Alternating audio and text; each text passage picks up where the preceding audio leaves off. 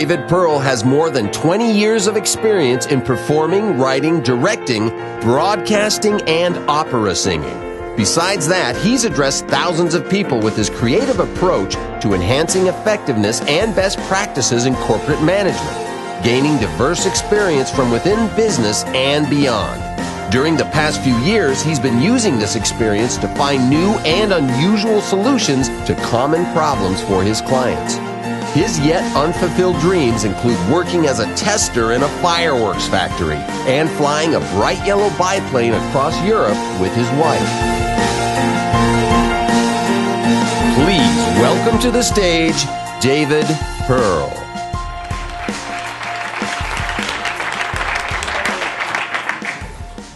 Hello. You can't imagine how happy I was to discover I was after Ivan Lendl. I want to thank, he's not in the room, but I wanted to thank him because he made Britain so happy.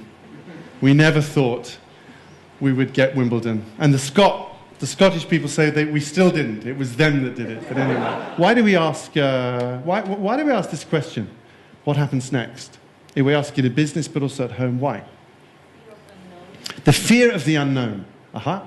Good. Is that true? Do we agree with that? Yeah. What would you say? Security. Sense of security. Fantastic. We're hardwired to ask that question. This, by the way, is Bratislava, 4 million BC. You recognize it? There's the cathedral is just behind the volcano, okay? So, if we're cave people, big ideas, cave ideas, why do we want to know what happens next? 4 million years BC, why?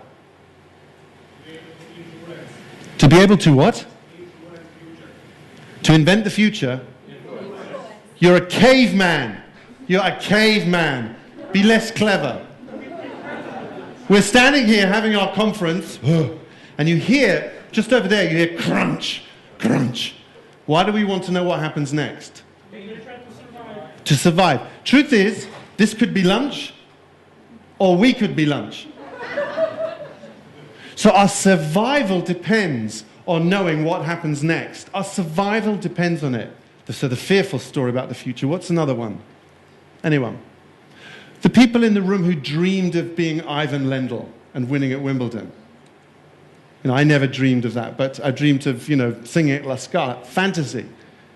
We fantasize, we dream. So we're frightened, or it's like, this is going to be easy. And the final one I call is formula, which is we just do the same thing we've always done. I don't know what's happening, so just keep going. It'll be fine. They won't notice, yeah? And the people who work for you are doing one of those three things right this moment. Not you, because you are super people, yeah? Not us. But everyone outside this room is doing this, okay? Who has a real interest in telling you what's going to happen? Politicians. They love this. They love to say, don't worry, I know. You heard a guy called Hitler? He was very good at this. The speech when he took power, by the way, he said to the German people who were very uncertain, they were going through, bad economic times, and he said, no worries, everything's going to be fine for 1,000 years. He said, literally, this is the end of chaos for 1,000 years. Now, I come from a Jewish background, so he's not my favorite person. But if I was a German and there was hyperinflation, I might think about following this guy. If he could give me 1,000 years of security, sure. Who else has an interest in hacking your future, do you think? Anyone? Every time I take your certainty, I swap my uncertainty for your certainty, there's a cost. What's the cost? What's the cost every time you believe a politician knows better than you or your parents? What's the cost? Well, the cost is two I can think of. One is you're living someone else's life, which is a bit of a shame, unless they've got like a really great life. And the other is, especially if you're trying to innovate, it's very hard to innovate if someone stole your future. The first type of line, excuse me, is this line, okay? I know some of you are there. You work in finance. I don't know why that is. When I ask finance people, they go, he asked for a line, it is a line. And they always have a German accent. I don't know why that is. Okay. He asked a line, I'm giving a line, God damn it. And this is despite the fact I went twice, with all the ups and downs in it. Oh, I do a line. Okay, good. Any Americans in the room? People in America who spent time in America? My wife's American. This is the American line. Nothing's gonna stop me! The best a man can get, I'm going to heaven! Northern Europeans. I swear to God, my wife is half Danish as well. It is all going to end in this end. This is European, right? We know it is all going to end. Then there are people who've been on self-development courses. You know who you are? Crazy. You see? Eccolo. What's your name? There's always one. There's always one. He's a hippie. He's saying, I didn't participate, it wasn't me. It's great. You're just an evolved being. You know, you've taken drugs and this is it. This is how it is. I'm a butterfly. I'm a spiral on a turning thing. It's great. It's good. It's good. And the humans amongst us tend to have lines that look like this. Yeah, we have ups and downs. I have a question for you. I have two. Go back to your friend, and I want you to make a little X and Y axis. Imagine it's a graph. If X is time, ask your friend, what is on your Y axis? So when you say it goes up, what do you mean? Is it more against what value does your line rise and fall? Knowledge. For you it's knowledge, and for you it's happiness. Great. Other ones. Freedom. Ah, very self-fulfillment. Beautiful. You guys are brilliant. What else? In England it's like, what do you say? Quality of life. Look at the guy. He has a great quality of life. Look at him. His socks are great. His hair's great. He's got a tan. Look at that. Fantastic. What else? Ones we haven't heard yet. Which? Experience, says the experience. The guy's got some wisdom. Experience is important to him. What else? Anyone got excitement? Feeling alive. Feeling alive. That's kind of excitement. What about money? Come on, guys. Cash. Power. Sense of power. Anyone power? Sense of power? How about love? Oh, come on. Slovakia. Love. A sense of feeling. No, never mind. Try something. What else have I not mentioned? A few more. Security, beautiful. So your line goes up when you feel more secure and down when you're less secure. Beautiful. What else? Health, my gosh, and they're linked. Yeah, what else? Sex. You should see his face. He's serious. Okay. You've just created a storyline. You know, I said to you I was going to prove you're writers. This, my friends, is a storyline that you're living. This is a storyline. This is like Spielberg is interested in this storyline. My question is, how long have you got left? I asked you to put a cross where you are now, and without even looking, I know where you put it. You put it just after halfway, or maybe a little bit further than halfway, yeah? Some of you didn't. Spiral Boy went, my cross is at the end, because I'm like born new every day. And other people are saying, oh, I feel like I'm going to die tomorrow. So it's right at the end. But most of us put it like just over halfway, yeah? The question is, how do you know? How do you know? I hope it's true, but it may not be true. The truth is, at the back of your mind, you have ideas about the future, including how long you'll live. Look at him. He's now adding more to the line. Going, so that I'm going to live forever. I've seen people do that. It's like, I'm going to do it in the back, and up my trousers, and out of the door.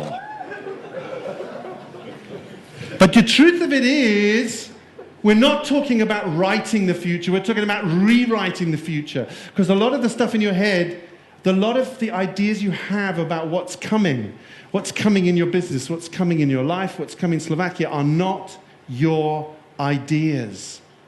The hard drive is not clean.